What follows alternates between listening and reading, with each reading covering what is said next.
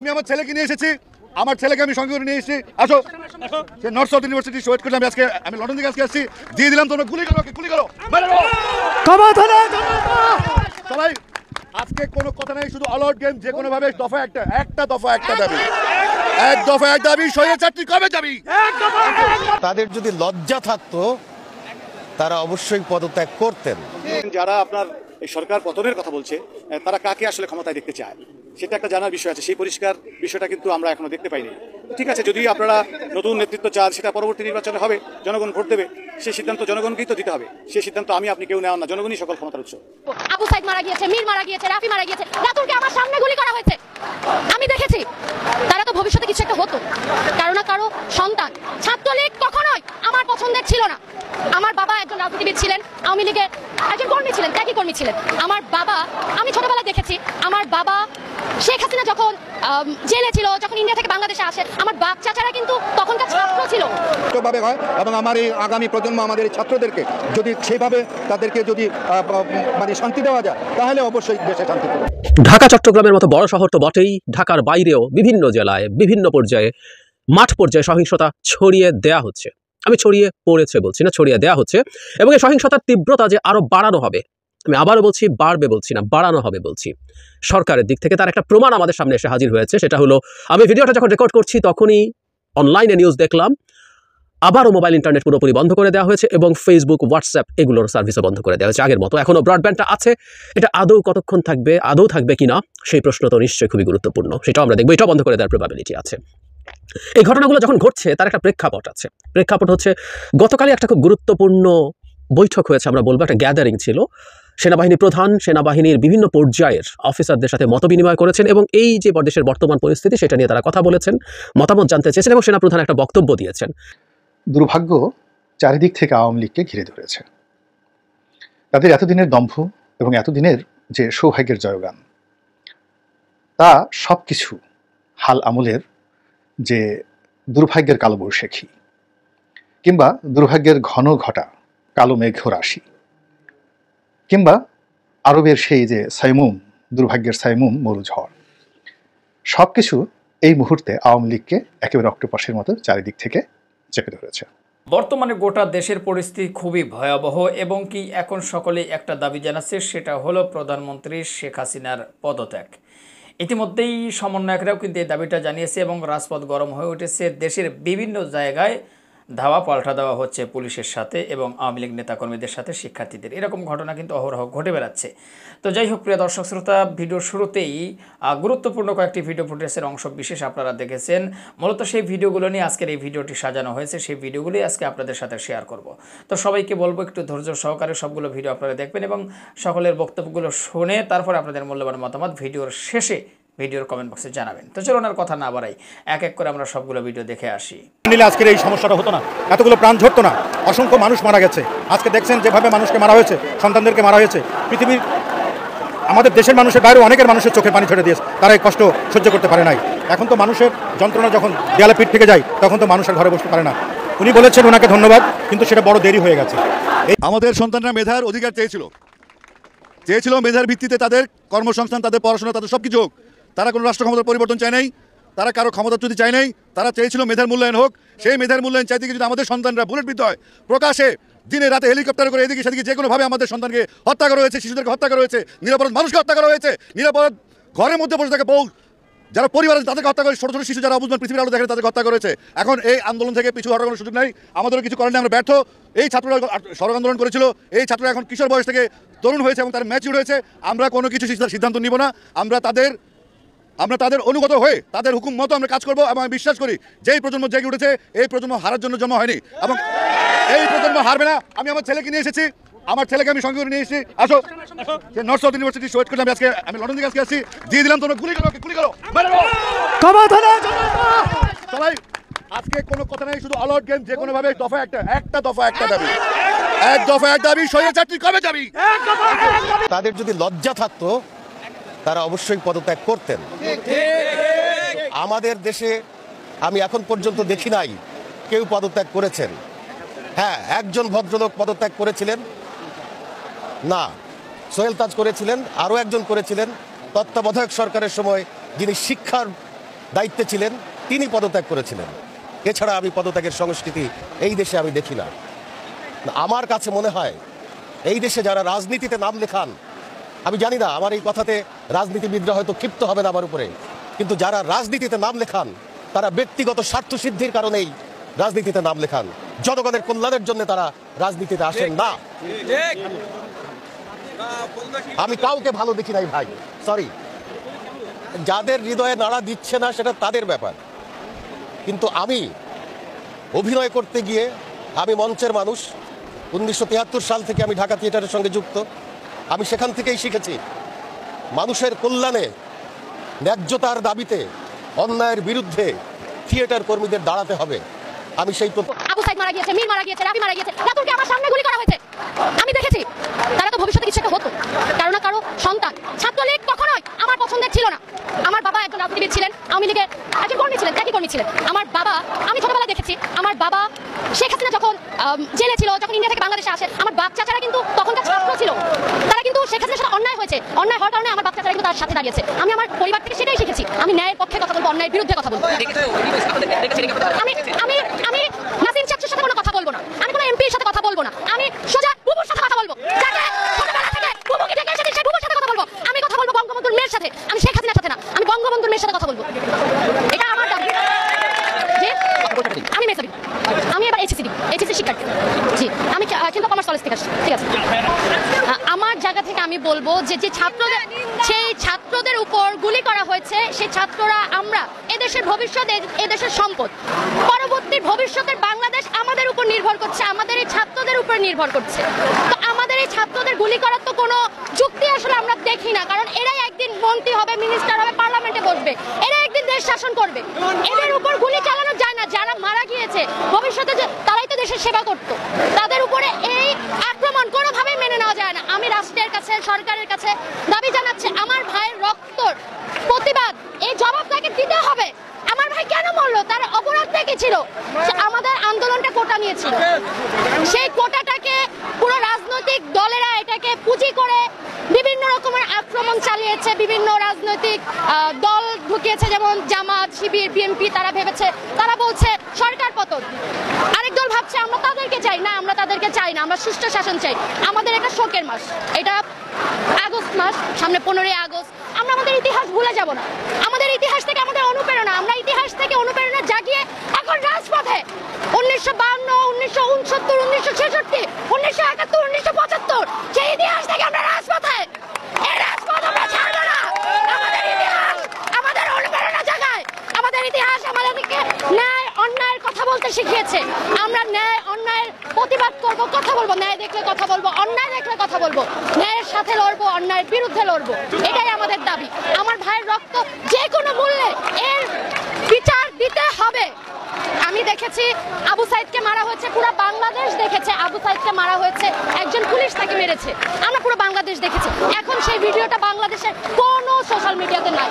তারা 16 বছরের একটা ছেলেকে ধরে নিয়ে গেছে, এটা তো হওয়ার কথা না। এটা কোন রাষ্ট্রে আছে?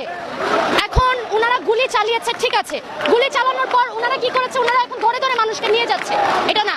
এই রাত 3টা 4টা এই গুলি করা যাবে না। আমার দেশের ভবিষ্যৎ, আমার দেশের সম্পদের গায়ে হাত দেওয়া যাবে না। তারা একদিন দেশ শাসন করবে, দেশের সেবা করবে। আমার ভাইদের, নিরীহ মানুষ, বাহির, তাদের আত্মীয় মারা গেছে, তারা ঢাকায় এসেছে, তাদেরকে ধরে নিয়ে যাচ্ছে কেন? নিরীহ মানুষরা কি করেছে?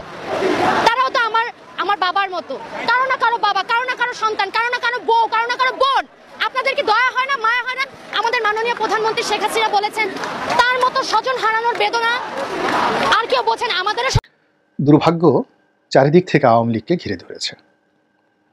তাদের এতদিনের দম্ভ এবং এতদিনের যে সৌভাগ্যের জয়গান, তা সব কিছু হাল আমলের যে দুর্ভাগ্যের কালবৈশাখী কিংবা দুর্ভাগ্যের ঘন ঘটা কালো মেঘ রাশি, কিংবা আরবের সেই যে সাইমুম, দুর্ভাগ্যের সাইমুম মরুঝড়, সব কিছু এই মুহূর্তে আওয়ামী লীগকে একেবারে অক্টোপাসের মতো চারিদিক থেকে চেপে ধরেছে। এর ফলে এই দলটি দলীয়ভাবে যে সিদ্ধান্ত নিচ্ছে, সকল সিদ্ধান্তগুলো তাদের জন্য হিতে বিপরীত হয়ে যাচ্ছে। তারা তাদের যে অতীতের যে কৌশলগুলো রয়েছে, শক্তি প্রয়োগ, টাকা পয়সা দিয়ে বেইমান তৈরি করা, এরপর নিজেদের এজেন্ট ঢুকিয়ে দেওয়া, দেশি এবং বিদেশি চাপ প্রয়োগ করে সমস্ত রাজনৈতিক যে শক্তিগুলো রয়েছে তাদের প্রতিপক্ষ তাদেরকে দমন করার ক্ষেত্রে 2009 থেকে আজ অবধি তারা যে সফল হয়েছে সেই সফলতা হালামলে কোনো কাজে আসছে না। তারা যেহেতু একটা বৃহৎ রাজনৈতিক দল, বিএনপির মতো বৃহৎ রাজনৈতিক দল কিংবা জামাতের মতো বৃহৎ রাজনৈতিক দল, এই দুটো রাজনৈতিক দলের ক্রিম বলতে যা বোঝায় সেই ক্রিমগুলোকে তারা একদম ভ্যানিশ করে দিয়েছে। দলের যত মেধাবী লোকজন ছিলেন অনেকে মারা গেছেন, অনেকে অসুস্থ হয়ে পড়েছেন, এবং যারা আছেন এখনো পর্যন্ত টিম টিম টিম টিম করে জ্বলছেন। এর বাইরে তাদের কাছাকাছি যারা গিয়েছে, বন্ধু হিসাবে তাদের সঙ্গে থাকার চেষ্টা করেছে, তারা তাদের অস্তিত্ব হারিয়েছে, ইজ্জত হারিয়েছে, আব্রু হারিয়েছে। এখন প্রাণ নিয়ে ত্রাহি ত্রাহি একটা অবস্থা তাদের মধ্যে তৈরি হয়ে গেছে। 14 দল বলতে আমি যে সকল দলকে বুঝাচ্ছি আপনারা সবাই তাদেরকে চেনেন। তো এই যে তারা যে চাণক্য নীতি, যে তাপ চাপের প্রয়োগ করছে, এই কাজ করার জন্য তাদের যত রকম বুদ্ধি আছে সেই সকল বুদ্ধি দিয়ে চলমান সমস্যা তারা মোকাবেলা করার চেষ্টা করে বারবার ব্যর্থ হচ্ছে। এবং যে সকল নেতাদের হুমকি ধামকি কথাবার্তা একসময় কম্পন তৈরি করত, ছাত্রলীগের একজন জেলা পর্যায়ের নেতা যদি বিএনপির জাতীয় পর্যায়ের কোনো নেতাকে হুমকি দিতেন বা ধমকি দিতেন, তিনি সেটার কোনো প্রতিকার পাওয়ার জন্য বাংলাদেশে কোথাও তার স্থান ছিল না। তো সেখান থেকে এখন এমন অবস্থায় পৌঁছে গিয়েছে যে স্বয়ং প্রধানমন্ত্রী কিংবা জনাব ওবায়দুল কাদের তাদের যে বক্তব্য, সেই বক্তব্য সাধারণ মানুষের মধ্যে এখন 2 পয়সার কোনো গুরুত্ব বহন করে না। অন্যদিকে নিজ দলের মধ্যেই প্রতিনিয়ত তারা প্রশ্নের মুখোমুখি হচ্ছেন। আমি জুলাই মাসের 3 তারিখে ভিডিওটি যখন করছি সন্ধেবেলায়, ঠিক সেই সময়টিতে অনেকগুলো গুজব, অনেকগুলো অশনি সংকেত এবং অনেকগুলো অনিশ্চয়তা সারা দেশকে অক্টোপাসের মতো একেবারে আঁকড়ে ধরেছে। আওয়ামী লীগ সাঁতার কেটে হাত পা ছুঁড়ে প্রাণান্ত চেষ্টা করছে এখান থেকে বাঁচার জন্য, কিন্তু বারবার শুধু তারা জড়িয়ে যাচ্ছে। যেমন ধরুন আজকের এই দিনে শহীদ মিনারে যে অকল্পনীয় ঘটনা ঘটে গেল, বিশাল সমাবেশ, সারা বাংলায় যে অভ্যুত্থান, গণ অভ্যুত্থানের যে রূপ আমরা দেখতে পেলাম এই আগস্ট মাসে অনেক দিন যাবত, সে 2009 থেকে এখন পর্যন্ত আমরা শোক প্রকাশ ছাড়া অন্য কোনো কথা বলার মতো সাহস আমাদের কারো ছিল না। এই আগস্ট মাসে এখন গান হচ্ছে, সরকারকে গালাগাল দেওয়া হচ্ছে, অকথ্য ভাষায় গালাগাল দেওয়া হচ্ছে। এই জিনিসগুলো, এই যে গণ অভ্যুত্থান, এই গণ অভ্যুত্থানের যে স্পিরিট, এটি 69 ছিল না। তখনও পাকিস্তানি শাসকদের বিরুদ্ধে, পুলিশের বিরুদ্ধে এত বড় দুঃসাহস বাঙালি দেখাতে পেরেছেন কিনা আপনারা একটু মিলিয়ে দেখেন, যেটা এই সময়টাতে দেখাচ্ছে। তো এইরকম একটা যে ঘূর্ণিঝড়, দুর্বিপাক, এই অবস্থার মধ্যে আওয়ামী লীগের যে অন্তর্দ্বন্দ্ব এটি প্রকট আকার ধারণ করেছে। আওয়ামী লীগ একটা বড় দল, আমি আগেও বলেছি, আমি যেহেতু এই দলটির সঙ্গে ছিলাম, এই দলের ভিতরের কার অনেক বিষয়গুলো জানি। এই দলের মধ্যে যখন হাইব্রিড লোক চলে এলেন, এখানে যখন কাজ কম কথা বেশি এই ধরনের লোক চলে এলেন, তারপর বিভিন্ন পীর ফকির, দরবেশ, দুর্নীতিবাজ, আমলা কামলা যেগুলোর একেবারে অথর্ব, তারা এসে বড় বড় পদ পদবিতে বসে গেলেন। এটা নিয়ে দলের যারা সত্যিকার অর্থে ডেডিকেটেড লোকজন তাদের মধ্যে ক্ষোভ, ক্রোধ এটির শেষ ছিল না। অনেকে চুপ হয়ে গেছেন, অনেকে ব্যাকফুটেজে চলে গেছেন, বা অনেকে মন্ত্রী আছেন, এমপি আছেন, কিন্তু কথা বলছেন না। আমি 2014 সনে নমিনেশন পেপার কিনিনি। এই যে আওয়ামী লীগের এমপি হিসেবে, সিটিং এমপি হিসেবে আমাকে জেলে নেওয়া হলো বা আমি জেলে গেলাম, আমি যদি নেগোশিয়েট করতাম, মাথা নিচু করতাম, এটা কোনো সমস্যাই ছিল না, কিন্তু আমি সেটি পারিনি। আবার জেল থেকে বের হওয়ার পরে আমি সংসদেও যাইনি, নমিনেশন পেপারও কিনিনি। তখন সবাই আমাকে বলেছে যে একই কাজ করলে তুমি থাকলে তো এখন মন্ত্রী হতে পারতে। আমি বললাম যে এমন সময় আসবে, তখন আমার আওয়ামী লীগের বন্ধুদেরকে বলেছে তোমরা সবাই বলবে যে রনি ঠিক কাজ করেছে এবং তারাই ভুল করেছে। তো এখন যখন অনেকের সাথে দেখা হয়, সবাই বলে আর যা হোক তোমাকে তখন পালাতে হচ্ছে না, তুমি তো ঘোরাফেরা করতে পারছো। তো এইরকম একটা বিবর্তন কিন্তু আওয়ামী লীগের মধ্যে রয়েছে, এবং তারই একটা নমুনা আমরা দেখতে পেলাম যে আওয়ামী লীগের অফিসে অতি সম্প্রতি জনাব ওবায়দুল কাদের দলীয় নেতাকর্মীদেরকে নতুনভাবে একটি নেতৃত্ব দেওয়ার জন্য, চাঙ্গা করার জন্য ছাত্রলীগের সাবেক যে সকল শীর্ষ নেতা ছিলেন তাদেরকে ডাকলেন, এবং সেখানে যে ক্ষোভ নেতারা দেখালেন ওবায়দুল কাদেরের প্রতি, এবং যেভাবে তাকে কেন্দ্র করে ভুয়া ভুয়া যে সমস্ত শব্দ উচ্চারিত হলো, এবং তারা সাংবাদিকদেরকে বের করে অনেক গোপন কথা তারা বলার চেষ্টা করছিলেন সাবেক নেতারা, কিন্তু সাংবাদিকদেরকে বের করতে জনাব ওবায়দুল কাদের রাজি ছিলেন না। তিনি পরিস্থিতি সামাল দেওয়ার জন্য যখন নিজে বক্তব্য দেওয়া শুরু করলেন, তখন ছাত্রলীগের সাবেক শীর্ষ নেতা, 80 দশকের নেতারা, তারা সবাই বিক্ষুব্ধ হয়ে তাকে একদম অকথ্য ভাষায় গালাগালি শুরু করলেন। এমন গালাগাল যার ফলে জনাব ওবায়দুল কাদের সেখান থেকে বের হয়ে যে এলেন, আর কিন্তু সোজা হয়ে দাঁড়াতে পারেন। ঢাকা চট্টগ্রামের মতো বড় শহর তো বটেই, ঢাকার বাইরেও বিভিন্ন জেলায় বিভিন্ন পর্যায়ে মাঠ পর্যায়ে সহিংসতা ছড়িয়ে দেয়া হচ্ছে। আমি ছড়িয়ে পড়েছে বলছি না, ছড়িয়ে দেয়া হচ্ছে। এবং এই সহিংসতার তীব্রতা যে আরো বাড়ানো হবে, আমি আবারও বলছি, বাড়বে বলছি না, বাড়ানো হবে বলছি। সরকারের দিক থেকে তার একটা প্রমাণ আমাদের সামনে এসে হাজির হয়েছে। সেটা হলো, আমি ভিডিওটা যখন রেকর্ড করছি তখনই অনলাইনে নিউজ দেখলাম আবারও মোবাইল ইন্টারনেট পুরোপুরি বন্ধ করে দেওয়া হয়েছে এবং ফেসবুক, হোয়াটসঅ্যাপ এগুলোর সার্ভিসও বন্ধ করে দেওয়া হয়েছে আগের মতো। এখনও ব্রডব্যান্ডটা আছে, এটা আদৌ কতক্ষণ থাকবে, আদৌ থাকবে কিনা সেই প্রশ্ন তো নিশ্চয়ই খুবই গুরুত্বপূর্ণ। সেটাও আমরা দেখবো, এটাও বন্ধ করে দেওয়ার প্রবাবিলিটি আছে। এই ঘটনাগুলো যখন ঘটছে তার একটা প্রেক্ষাপট আছে। প্রেক্ষাপট হচ্ছে, গতকালই একটা খুব গুরুত্বপূর্ণ বৈঠক হয়েছে, আমরা বলবো একটা গ্যাদারিং ছিল।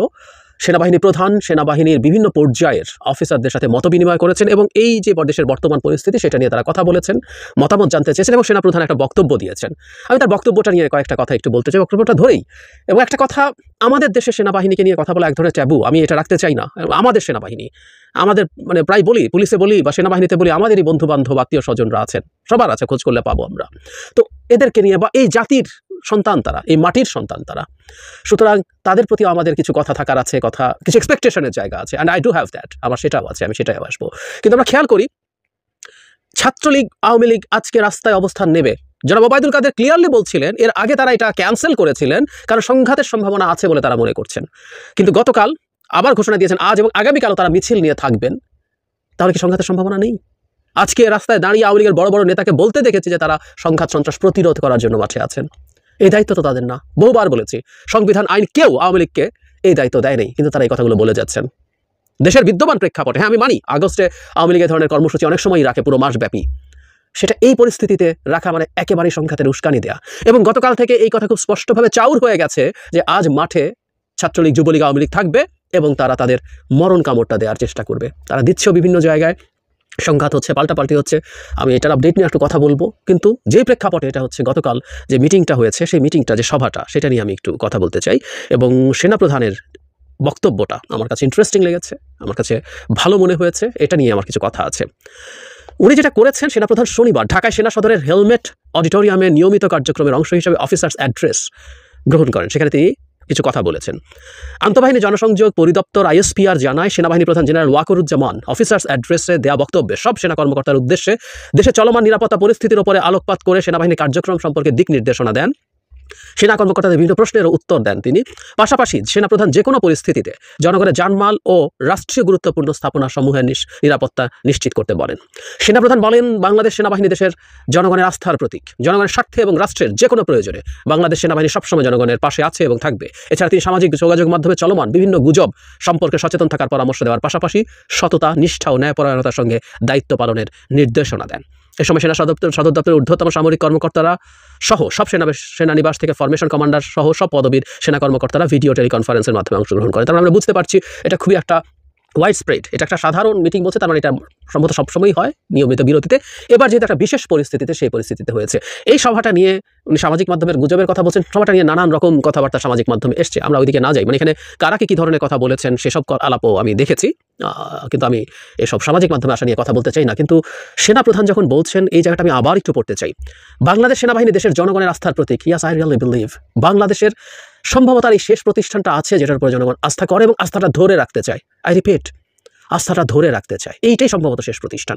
গত 15 বছরে আওয়ামী লীগ ক্ষমতায় আসার পর থেকে প্রতিটা প্রতিষ্ঠান ধ্বংস করে দিয়েছে, একেবারে ধ্বংস করে ফেলেছে। এই প্রতিষ্ঠানটার উপরে জনগণ আস্থা রাখতে চায়। এখনও আমি মনে করি আস্থায় চিড় একেবারে ধরেনি তা না।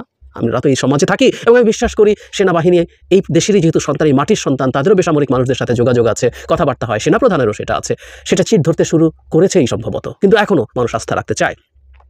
জনগণের স্বার্থে এবং রাষ্ট্রের যে কোনো প্রয়োজনে বাংলাদেশ সেনাবাহিনী সবসময় জনগণের পাশে আছে এবং থাকবে। এই বাক্যটাকেই আমি সবচেয়ে গুরুত্ব দিতে চাই। জনগণের স্বার্থে এবং রাষ্ট্রের যে কোনো প্রয়োজনে। রাষ্ট্র একটা বিরাট ব্যাপার, বিরাট ব্যাপার। সংবিধান অনুযায়ী রাষ্ট্রের একরকম সংজ্ঞা আছে, আবার রাষ্ট্র বলতে আমরা মানে রাজনীতি বিজ্ঞানের যে সংজ্ঞা, যেখানে একটা ভূখণ্ডে জনগণ থাকবে, সেখানে একটা সরকার থাকবে এবং যার সার্বভৌমত্ব থাকবে। তো সরকার রাষ্ট্রের একটা অংশ। ভূখণ্ড এবং জনগণ প্রধান বিষয়। সুতরাং জনগণের স্বার্থ দেখা মানেই আসলে টু সাম এক্সটেন্ট রাষ্ট্রের স্বার্থ দেখা, এবং এটা ট্রু, সরকারও যেহেতু রাষ্ট্রের পার্ট, সরকারও এখানে আছে। কিন্তু বাংলাদেশে কী ধরনের সরকার আছে, কী ধরনের সরকার চলছে, বিশেষ করে 2014 সাল থেকে, সেটা সবাই জানে। তো জনগণের পাশে থাকবেন বলছেন, বাক্যটা শেষ অংশ সবসময় জনগণের পাশে আছে এবং থাকবে, আছে এবং থাকবে। আমরা বিশ্বাস করতে চাই সত্যিকার জনগণ, এদেশের সবাই জনগণ, এমনকি ছাত্রলীগও এই দেশের জনগণ, এই দেশের স্টেক হোল্ডার, এই দেশের মালিকের অংশ। আওয়ামী লীগও তাই। আজকে তারা যারা এই বিভৎস বিশৃঙ্খলা সহিংসতা করছে, তারাও স্টেক হোল্ডার, তাদেরও স্বার্থ আছে এই দেশটার ঠিকঠাক হওয়া। এই দেশটা ঠিকঠাক হওয়া তাদের, এই পরিস্থিতি থাকা তাদের জন্য ভালো কিছু না। এই জাতির এক্সিস্টেন্স প্রশ্নের মুখে পড়ে যাচ্ছে, আমাদের সার্বভৌমত্ব প্রশ্নের মুখে পড়ে যাচ্ছে। যে পরিস্থিতি দাঁড়িয়েছে একরকম গৃহযুদ্ধের ডাকের মতো হয়। আমি আগেও বলেছি, জনাব ওবায়দুল কাদের যখন গত শনিবার বলছেন পাড়ায় পাড়ায় ওয়ার্ডে ওয়ার্ডে অবস্থান নিতে হবে, আগেও উনি বলেছেন অস্তিত্বে টান পড়েছে, সবাইকে মাঠে নামতে হবে। এর আগে ছাত্রলীগকে করেছেন, এগুলো প্রত্যেকটা গৃহযুদ্ধের ডাক। তো এভাবে ছাত্রলীগ আওয়ামী লীগকে লেলিয়ে দেওয়া যায় না।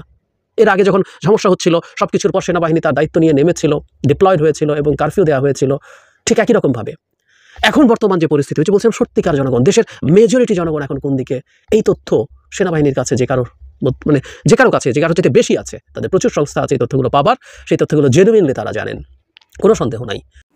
প্রিয় দর্শক শ্রোতা, ভিডিওগুলো দেখলেন, মাঝখানে একটা কথা বলে নিচ্ছি, সেটি হলো যারা এখন পর্যন্ত আমাদের এই চ্যানেলটি সাবস্ক্রাইব করেন, প্রতিনিয়ত এ ধরনের সকল প্রকার নিত্য নতুন আপডেট নিউজগুলো পেতে আমাদের এই চ্যানেলটি সাবস্ক্রাইব করে আমাদের সাথে থাকবেন। আর যারা ইতিমধ্যে সাবস্ক্রাইব করে দিয়েছেন তাদেরকে ধন্যবাদ। প্রিয় দর্শক শ্রোতা, অনেকগুলো ভিডিও নিয়ে আপনাদের সম্মুখে হাজির হয়েছিলাম, যে ভিডিওগুলো আপনাদের সাথে শেয়ার করলাম, এবং আশা করি আপনারা মনোযোগ সহকারে সেই ভিডিওগুলো দেখেছেন এবং সকলের কথাগুলো শুনেছেন। তো দেখার পরে, শোনার পরে আপনাদের কি মতামত, সেটা অবশ্যই আপনাদের মত প্রকাশ করেন আজকের এই ভিডিওর নিচে কমেন্ট বক্সে দেওয়া কমেন্টে।